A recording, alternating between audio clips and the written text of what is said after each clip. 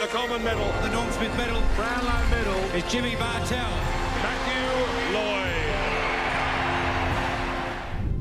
One place two at Marvel Stadium on Friday night, Jim. It's going to be an absolute ripper. Collingwood v the Brisbane Lions, and Collingwood haven't quite been as consistent as they'd like over the past month or so, Jimmy, and you saw it against Geelong last Friday night. Yeah, Geelong's dominant quarters were the last and the first quarter, where they actually took care of the contested possession handball receives, which gave them a fair bit of territory on the game, and that's when we saw Jeremy Cameron at his best.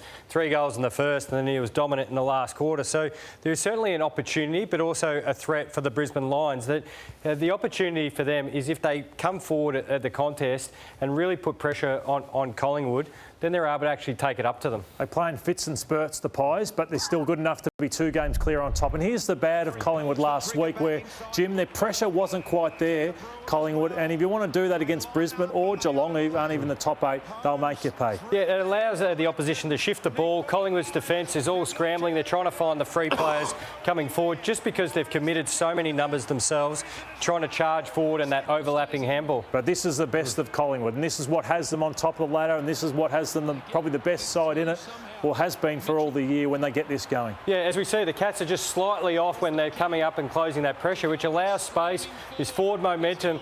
It's almost the opposite. Tom Stewart can't roll up, so that might be Harris Andrews on the weekend, or Payne. You can't commit, you get caught in no man's land. Brisbane were the first side to beat Collingwood earlier in the year at the Gabba. It was a fantastic, high-quality game of footy, and they bought the heat.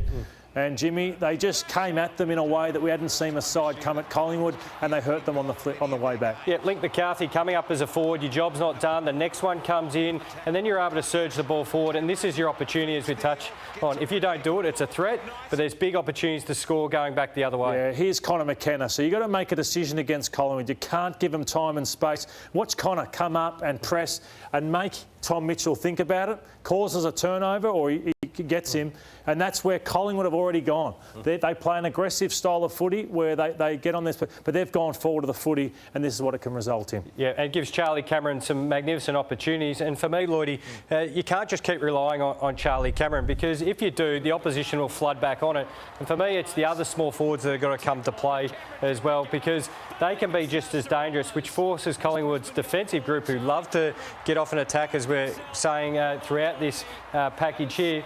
You've got to actually make the decision. Am I coming up to Link McCarthy? Am I defending Bailey coming through the middle? And Rayner, who kicked 4 last time as well. Now, we want to look at where Brisbane are vulnerable. So we've spoken about where Collingwood potentially are. Where are Brisbane vulnerable? Well, I think Collingwood have such a dynamic forward line that you can lower your eyes against them. Big time. Harris Andrews and Payne want to lay off. And this is a clip here where Adelaide never bombed the ball in last week against Brisbane. So you see them all. Look at the positioning of the Brisbane Lions. So they've got Andrews up high. They're very assertive, very aggressive. Collingwood are so good at lowering the eyes to Myercheck and these types of players, Jamie Elliott, and that's where I think they can get them, where Adelaide got them time and time again. Yeah, the big aim for Collingwood is, can they take 20 marks inside forward 50? It's a big number, but just by taking a little bit of time, you don't have to rush everything. But again, they're trying to be assertive, they're trying to take the position, but just keep bobbing up, keep moving throughout to ask different questions of the Lions' defence. Yeah, Jackson Payne turns his back on the play a little bit, which was exposed by the Adelaide Crows. And they lower their eyes yet again. Jimmy, I'm going to tip Brisbane because there's more at stake for them. What about you? I've been saying all year I can't tip against the Pies. I'm going to stick with that. OK, the second game we're going to look at is St Kilda v Geelong, also at Marvel Stadium, Jim. And I just want to ask you about Geelong and where you're at. And are you questioning the hunger of some of the Cats? Yeah, it's really interesting. The Cats win the next 2 games. They probably finish 6th or 7th on the ladder, but they're not going to with this sort of play here. This is Mitch Duncan, which we showed a couple of weeks ago. This is un-Geelong-like, and we see Atkins, Dangerfield, Myers, Jeremy Cameron last week, super committed to it. But you've got to be committed all the way. I know this isn't a great bounce for Reece Stanley, but you've got to fight plays out, and that shows that your willingness, that you want to keep this season alive. You want to have another crack at a premiership. This one's probably highlights the most. We know errors happen with Isaac Smith, but walking when the ball is 30, 40 metres out, the game's still in the balance. There's only 9 points in it. They lose by 8 points, but at least force Ginnivan to take a set shot from 40 when the game's in balance. We see it from the other angle here. The ball comes across from Dacos. We've got Radaglia walking, Smith walking. And poor Tom Stewart doesn't know whether to go up and put pressure on or mind Mychek, who makes it an absolute certainty in a tight game. Yeah, St Kilda will want to end their season this week, and the best thing about Ross Lyon's sides is the pressure, and their pressure on Richmond was unrelenting last week. They've had their highs and lows, St Kilda, but they were at their absolute best. Now, Brad Hill set the scene. We haven't seen that from Brad a lot, but it was infectious against the Tigers. Yeah, it was electric footy, and you mentioned it was some of the big names. Your Brad Hill, as we said, led the charge, but it gave them opportunities, and this has been the big shift for St Kilda. When they bring this pressure, they score really well off this pressure because they can get it into their front half and play the territory game. And we feel that they've got to make Geelong panic. I know how much respect Ross Lyon has for Geelong because of the team they've been. And you've got to make them nervous, as Collingwood made them jumpy, and they made a lot of mistakes late in the game. This one was Colajasny, they were away. You can just see it's perceived pressure, and they made errors which the Saints will try and force them into. And Lloydie, you've been watching young De Koning for the Cats, who was part of that premiership charge, took over centre-half back, but the matchup we're all going to have a look is probably Max King on De Koning. Yeah, how good it's been for Max King, where he had this shoulder pop out and suddenly he's back kicking 6 goals in a game of AFL football. So he's the one that can really threaten and challenge the Geelong defence. He was awesome the other night, kicked 6 goals. But I want to talk about Sam De Koning, where he hasn't quite been the player you'd hope he'd be this year. This was him last year. The most assertive, confident centre-half back in the game. He just hasn't quite been there this year.